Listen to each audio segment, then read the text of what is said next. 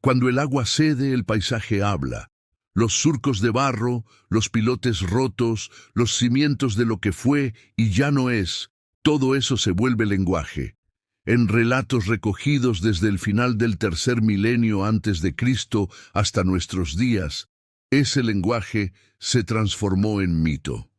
Aquí comienza el legado que, más allá de Noé, modeló cómo la humanidad cuenta sus catástrofes. Los supervivientes reconstruyen.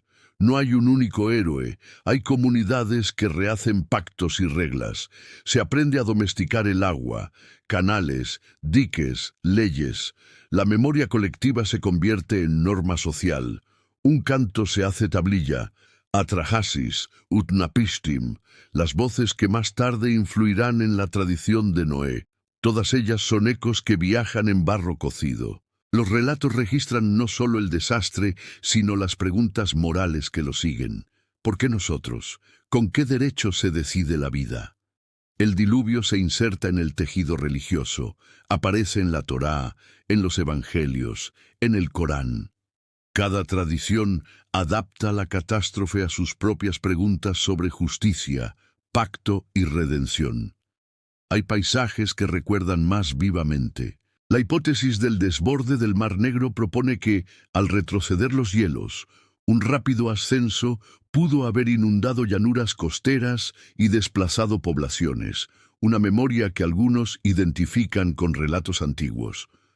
La Tierra guarda registros menos poéticos, pero más precisos. Sedimentos, capas salinas, anillos de crecimiento de árboles alterados por episodios extremos. Estos son los testigos mudos que los arqueólogos y geólogos interrogan para unir mito y clima. Los relatos de inundación funcionaron como brújula. Enseñaron límites, explicaron castigos, legitimaron pactos entre gobernantes y gobernados. No es casual que relatos de destrucción masiva vayan acompañados de códigos morales y leyes. Desde frescos hasta películas, el diluvio se reimagina una y otra vez. No es solo el evento físico lo que fascina, sino la escena humana, la despedida, el llanto, la decisión de salvar lo esencial. Así, el mito se convierte en icono cultural. Hoy, la conversación entre ciencia y fe se intensifica. No se trata de anular relatos, sino de comprender su origen y su función. Un diálogo que en el siglo XXI adquiere urgencia. ¿Cómo aprender de la memoria para enfrentar el cambio? El diluvio dejó huellas en la sangre cultural, nombres de lugares, prohibiciones, prácticas agrícolas que emergen como resguardo. A veces, la herencia es literal, técnicas de cultivo adaptadas a tierras salinizadas, otras simbólica, oraciones, cantos, ritos de purificación. Los archivos nos devuelven fragmentos de memoria en momentos inesperados, una tablilla sin catalogar, un folclore recogido en un barrio costero, una canción olvidada. Todos son piezas de un rompecabezas que hasta hoy no tiene una sola respuesta. Guardad las semillas, dice una línea medio borrada. Guardad las historias, añade otra. No son órdenes de un Dios único, sino recomendaciones humanas para no empezar de cero. Si el diluvio fue una lección, su legado es doble: memoria y advertencia. Nos enseñó a reconstruir, a contar, a legislar. Nos enseñó también que la naturaleza puede reordenar todo en horas. Hoy, mientras los científicos discuten capas de barro y las comunidades practican ritos ancestrales, emerge una pregunta ineludible. ¿Qué nos queda por descubrir en la arqueología, en el clima, en los relatos, que pueda cambiar lo que creemos saber? En un informe técnico aún no publicado, un equipo internacional coteja señales en sedimentos y en DNA microbiano. Y en una línea de una tablilla recién limpiada aparece una palabra desconocida, un nombre que no figura en ningún registro conocido. ¿Qué nombre es ese y a quién nombra? La palabra surge, débil, pero clara. No corresponde a ninguna lengua registrada por completo. Los expertos murmuran. Algunos dicen protoacadio, otros rastros de un dialecto más antiguo, quizás sumerio arcaico. La palabra, transcrita con esfuerzo, se pronuncia Siusudra. El descubrimiento no es un nombre nuevo, sino la confirmación de un linaje de memorias. Distintas culturas llamaron de diversas formas a un mismo sobreviviente. El héroe del arca no es un hombre solo, sino una figura múltiple que cambia de rostro según la lengua y el tiempo. Los expertos debaten, ¿fue Siusudra el primero? ¿Fue Noé una adaptación? ¿O acaso todas estas figuras son ecos de distintas comunidades que vivieron distintas catástrofes? La discusión deja una conclusión inquietante. El diluvio no fue un único evento, sino una cadena de tragedias. No hubo un solo diluvio, hubo muchos, y cada uno quedó grabado en la memoria de los pueblos que los padecieron. Lo que llamamos el diluvio universal quizás sea la suma de catástrofes locales, amplificadas por la memoria colectiva. Las canciones, las leyendas, los mitos, todos actúan como cápsulas de memoria. A veces, la historia no está en los archivos, sino en la voz quebrada de quien la repite generación tras generación. El eco del diluvio no es solo memoria del pasado, es advertencia. Hoy, mientras las aguas suben lentamente, las sociedades modernas enfrentan la misma pregunta. ¿Qué dejaremos atrás? ¿Qué salvaremos en nuestro arca invisible? En cada relato aparece un pacto. Un dios promete no repetir el castigo. Un héroe promete obedecer. Un pueblo promete recordar. Pero la arqueología revela que una y otra vez esos pactos se rompen. La historia de la humanidad es también la historia de los olvidos. En la tablilla donde apareció la palabra Siusudra, otra línea apenas visible habla de guardar semillas en tinajas selladas.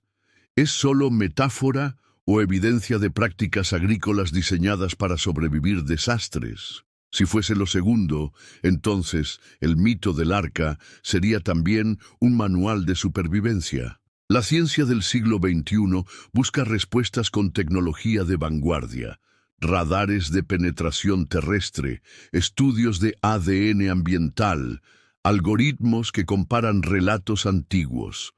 Cada hallazgo nos acerca a una verdad. Lo que llamamos mito pudo ser un mosaico de recuerdos reales. El nombre olvidado no aparece solo en Mesopotamia.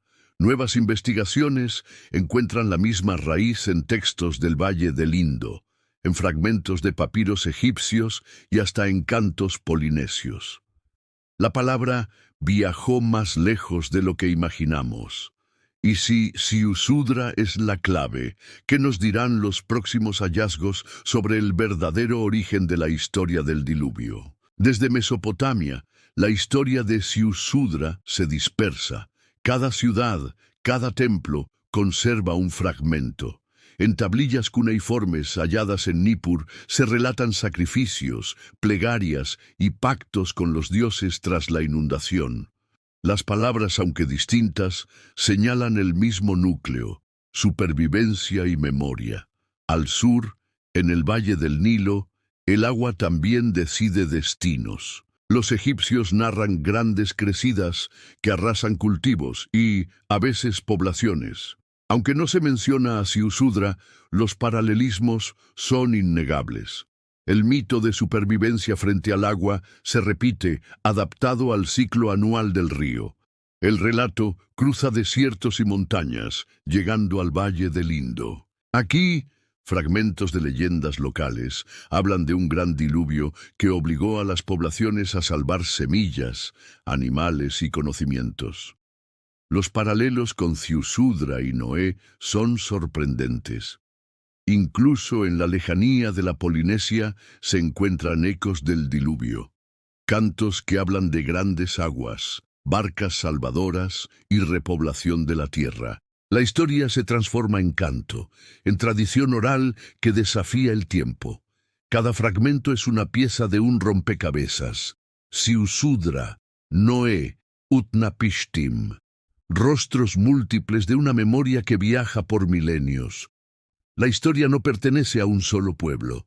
Pertenece a todos los que alguna vez enfrentaron la furia de las aguas. La historia plantea preguntas que trascienden el mito. ¿Qué nos hace responsables de la tierra y de los seres que dependen de ella? ¿Qué aprendemos cuando un desastre obliga a reconstruir, a repoblar, a recontar la historia? Hoy la ciencia y el mito se entrelazan. Cada hallazgo arqueológico, cada capa de sedimento, cada relato oral añade datos para entender patrones climáticos, migraciones y supervivencia. El mito no es falso, es memoria codificada en historias humanas. Los árboles también cuentan. Cada anillo registra estrés hídrico, sequías, crecidas súbitas. El pasado queda grabado en madera, como tablilla natural que confirma lo que las historias dicen. Las aguas han cambiado la vida desde tiempos remotos. El diluvio no solo transformó geografía y poblaciones, sino culturas. Las leyes, los ritos, las prácticas agrícolas y la religión llevan la marca de la supervivencia. Cada cultura adaptó el mito a su realidad, asegurando que, aunque el mundo cambie, la memoria persista. Entre estas líneas, algo sorprendente emerge. Un patrón que conecta relatos antiguos con hallazgos recientes de ADN, sedimentos y migraciones humanas.